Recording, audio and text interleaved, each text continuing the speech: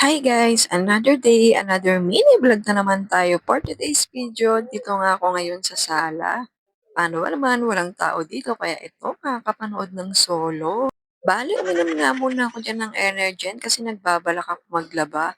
Tulad naman sinabi ko, binawas-bawasan ko ang pagkakape dahil hindi ako nakakatulog ng ayos sa gabi. Napakatahimik nga ng bayan kaya ito, solong-solo ko yung TV.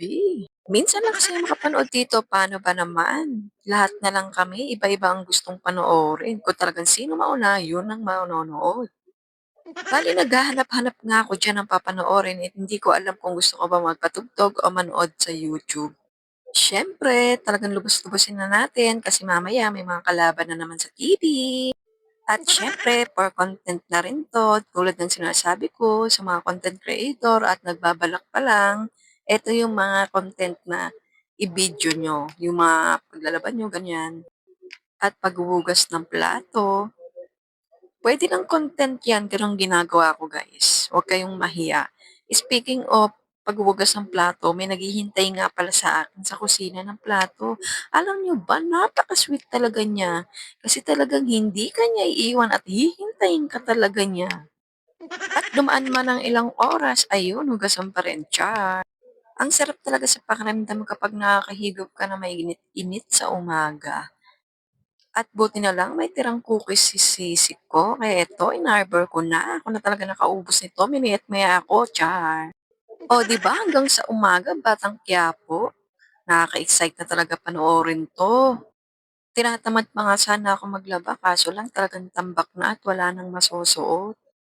Grabe, hindi talaga madali ang gumawa ng content. Kita niyo, bino-voice over ko pa lang 'to, nag-iisip na ako ano na namang maipo-post ko kinabukasan kasi 'di ba si Meta kailangan araw-araw update. Pagpasensyahan niyo na ako mga mare, baka nauumay na kayo sa pagmumukha ko, araw-araw ng post, padaan lang po sa FB, char. Maraming salamat nga pala sa lahat ng mga sumusuporta sa akin at salamat na rin sa mga hindi sumusuporta sa akin, char. Tumayo nga pala ako diyan mga mare dahil nakalimutan ko yung tubig, nakabukas pala. Akala ko napuno na, buti na lang hindi umagos. Hoy, Inday, bilis-bilisan mo diyan kumain. Maghugas ka pa ng pinggan, maglalaba ka pa. Paisi-isi ka lang diyan, ang daming tambak do'n, charot.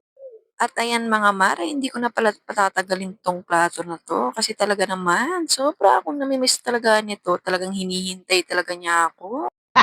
At eto nga pala yung bagay talagang hinding-hindi ka iiwan, oh, 'di ba ang sweet? Iniwan mo ng ilang oras, andun pa rin ng ilang oras, charot. At habang hinihintay ko pang mapuno yung washing, ayan hinugasan ko muna 'to, kasi konti na lang ipapaanod na 'to sa kanal, charot. Sana nga disposable na lang ang ginagamit sa pagkain para hindi na naghuhugas. Paano ba naman mga kabataan ngayon, 'di man lang makapaghuhugas. Shoutout nga pala sa mga kabataan diyan, "Ma, anong ulam?" Pagpasensyahan niyo nga pala mga maritang hindi pa talaga ako sanay mag-voice over kaya yung voice ko ito paputol-putol, minsan humihinto. Pero siguro 'pag araw-araw kong gagawin ay masasanay din ako, matulad din ako sa iba na talagang maganda na mag-voice over. Pero unti-unti, eh, natututo na ako lalo na sa mga pag-e-edit-edit, oh, 'di ba? At sa wakas matatapos na rin akong maghugas, oh, 'di ba dami ko ng kuwento pero hindi pa ako tapos sa paghugas. Basic-basic nga lang sana kung nagagamit ngayon yung automatic washing machine dahil tulad ng sinabi ko napakahina talaga ng tubig sa umaga, kaya puwede mo lang gamitin sa gabi. Eh, nakakatamad naman 'pag sa gabi ka maglaba. Siyempre oras na ng tulog ng mga tao yon. Grabe dito ko lang napansin sa video na parang baliktad pala yung damit ko diyan, kaya pala parang mas mahaba yung nasa harapan ko. At ito na nga mga mare ang susunod nating gagawin. Fast forward na nga diyan, nabanluan ko na yung mga damit at isasalang ko na dito sa washing. Pasensya na mga mare, hindi naman sa pag-iinarte, talagang mas sanay talaga ako sa pag-washing kaysa magmano-mano. Paano ba naman kasi, nakakapagod naman talaga pag mano-mano. Fast forward na nga at ayan, tapos na ang ating mga puti at babanlawan na natin para maisampay na at maisunod na yung mga decolor naman. Eto talaga kasi sa part na 'to talagang nakakapagod ang pagbabanlaw, oh, 'di ba? Sino relate diyan? Tsaka talagang masarap magbanlaw 'pag malakas ang tubig. Kayong mga mare, ilang banlaw ang ginagawa niyo sa mga damit niyo? Comment niyo lang. Bale kasi ako mga mare, mga 3 banlaw talaga ang ginagawa ko para talagang matanggal yung mga bula-bula niya. Kasi may mga sabon tayo na talagang ang tagal maalis na bula, 'di ba? Lalo na mga mare 'pag Ariel ang ginamit niyo, 'di ba mabula talaga yun. Talagang kahit nakailang banlaw ka na, andun pa rin yung bula niya.